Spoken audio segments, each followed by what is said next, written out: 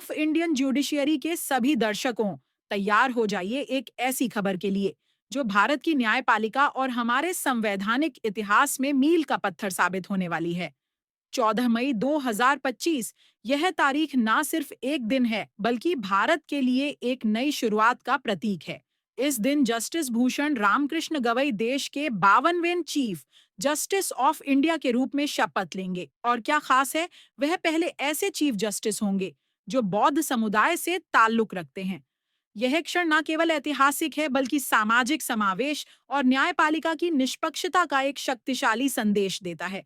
तो चलिए जस्टिस गवई के इस प्रेरणादायक सफर और उनके विचारों को करीब से जानते हैं, क्योंकि यह कहानी आपको सोचने पर मजबूर कर देगी। जस्टिस गवई ने हाल ही में एक अनौपचारिक बातचीत में जिस स्पष्टता, ईमानदारी और निष्पक्षता से अपनी बात रखी, उसने न केवल न्यायपालिका में पारदर्शिता की उम्मीद जगाई है, बल्कि कई सामाजिक और राजनीतिक सवालों को भी स्पष्ट जवाब दिया है। सबसे पहले उन्होंने उस बहस को खत्म कर दिया जो पिछले कुछ सालों में तेजी से गर्म हो रही थी। क्या संसद सर्वोच्च है या न्यायपालिका?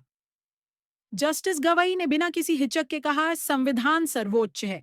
उन्होंने 1773 के ऐतिहासिक केशवानंद भारतीय मामले का हवाला देते हुए याद दिलाया कि 13 जजों की बेंच ने स्पष्ट कर दिया था, देश में संविधान ही सर्वोपरि है, न कि संसद।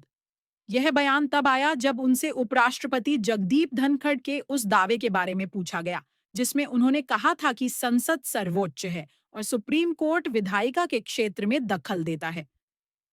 जस्टिस गवई ने साफ कहा, अंततः संविधान ही सर्वोच्च है। लोकतंत्र की तीनों शाखाएं, कार्यपालिका, विधायिका और न्यायपालिका, संवैधानिक दायरे में काम करने के लिए बाध्य हैं। यह बयान न केवल न्यायपालिका की गरिमा को मजबूत करता है बल्कि संविधान के मूल सिद्धांतों को फिर से स्थापित करता है। जस्टिस गवई ने अपने कार्यकाल की प्राथमिकताओं पर भी खुलकर बात की। उन्होंने एक बेहद संवेदनशील और महत्वपूर्ण मुद्दे को उठाया, सुप्रीम कोर्ट में अनुसूचित जाति, अनुसूचित जनजाति और पिछड़े वर्गों का अपर्याप्त प्रतिनिधित्व। उन्होंने ईमानदारी से स्वीकार किया कि संवैधानिक पदों पर नियुक्तियों में आरक्षण संभव नहीं है, लेकिन उन्होंने यह भी कहा कि समाज के विभिन्न वर्गों के पर्याप्त प्रतिनिधित्व के मुद्दे को गंभीरता से लिया जाना चाहिए। उनका मानना है कि उच्च न्यायालयों में अनुसूचित जाति, अनुसूचित जनजाति और पिछड़े वर्गों के लोगों को अधिक नियुक्त किया जाना चाहिए, बशर्ते गुणवत्ता से समझौता न हो। साथ ही उन्होंने महिलाओं की न्यायपालिका में कम भागीदारी पर भी चिंता जताई। उन्होंने कहा, कभी कभी उपयुक्त उम्मीदवार ढूंढना मुश्किल होता है, लेकिन हमें इस दिशा में काम करना होगा। अपने 6 महीने के कार्यकाल में वह इस मुद्दे पर एक स्पष्ट दिशा और रोडमैप तैयार करने की उम्मीद रखते हैं, जो भविष्य की नियुक्तियों को प्रभावित करेगा। जब उनसे पूछा गया कि क्या वह रिटायरमेंट के बाद गवर्नर जैसे राजनीतिक पद स्वीकार करेंगे, जैसा कि कुछ पूर्व चीफ जस्टिस ने किया, तो उनका जवाब था, मेरी कोई राजनीतिक महत्वाकांक्षा नहीं है। मैं रिटायरमेंट के बाद कोई पद स्वीकार नहीं करूंगा। उन्होंने यह भी कहा, एक पूर्व चीफ जस्टिस ऑफ इंडिया के लिए गवर्नर का पद प्रोटोकॉल में उनके पद से नीचे है। यह बयान न केवल उनकी व्यक्तिगत निष्ठा को दर्शाता है बल्कि न्यायपालिका की गरिमा को और ऊंचा उठाता है। अगर वह इस विचार पर अमल करते हैं तो यह भविष्य के चीफ जस्टिस के लिए एक नई परंपरा की शुरुआत कर सकता है।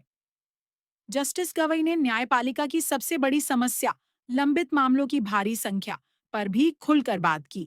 उन्होंने कहा, मैं ट्रायल कोर्ट से लेकर सुप्रीम कोर्ट तक लंबित मामलों को कम करने के लिए हर संभव प्रयास करूंगा। उनका फोकस तेजी से मामलों के निपटारे पर होगा, जो आम जनता के लिए सबसे प्रासंगिक मुद्दा है। इसके अलावा उन्होंने फ्रीबी कल्चर पर भी सख्त रुख दिखाया। उन्होंने कहा कि वह ऐसी याचिकाओं को फास्ट ट्रैक करेंगे जो फ्रीबी बांटने की प्रथाओं को चुनौती देती हैं, क्योंकि ये मामले समाज के बड़े वर्ग को प्रभावित करते हैं। जस्टिस गवई की संवेदनशीलता तब और सामने आई जब उन्होंने कश्मीर के पहलगाम में हुए आतंकवादी हमले पर अपनी बात रखी। उन्होंने कहा, हम सभी इस देश के जिम्मेदार नागरिक हैं और ऐसी घटनाओं से प्रभावित होते हैं। जब पूरा देश शोक में डूबा हो तो सुप्रीम कोर्ट इससे अलग नहीं रह सकता। जब चीफ जस्टिस संजीव खन्ना देश से बाहर थे, तब जस्टिस गवई ने फुल कोर्ट मीटिंग बुलाकर आतंकवाद में मारे गए लोगों के लिए शोक प्रस्ताव पारित किया और 2 मिनट का मौन रखा। यह सुप्रीम कोर्ट में पहली बार हुआ, जो उनकी राष्ट्रभक्ति और संवेदनशीलता को दर्शाता है। न्यायाधीशों की संपत्ति के डिक्लेरेशन पर भी जस्टिस गवई ने स्पष्ट रुख अपनाया। उन्होंने बताया कि 33 में से 21 सुप्रीम कोर्ट जजों ने अपनी संपत्ति की जानकारी सार्वजनिक कर दी है और बाकी जल्द ही ऐसा करेंगे। यह उनके कार्यकाल में पारदर्शिता और जवाबदेही को बढ़ावा देने का संकेत है। जस्टिस गवई का व्यक्तिगत सफर भी कम प्रेरणादायक नहीं है। अमरावती के एक छोटे से गांव से लेकर भारत के चीफ जस्टिस तक का उनका सफर उनकी मेहनत और समर्पण का प्रतीक है। उन्होंने गर्व से कहा, मैं शायद भारत का पहला बौद्ध चीफ जस्टिस बनूंगा। उनके पिता आर.एस. गवई और कई अन्य लोगों ने डॉक्टर बी.आर. अंबेडकर के मार्गदर्शन में बौद्ध धर्म अपनाया था। वह आज भी हर साल अपने गांव जाते हैं, खासकर अपने पिता की जन्म और मृत्यु तिथि पर। यह उनका जमीन से जुड़ाव दर्शाता है, जो उन्हें एक संवेदनशील और जन केंद्रित चीफ जस्टिस बनाता है।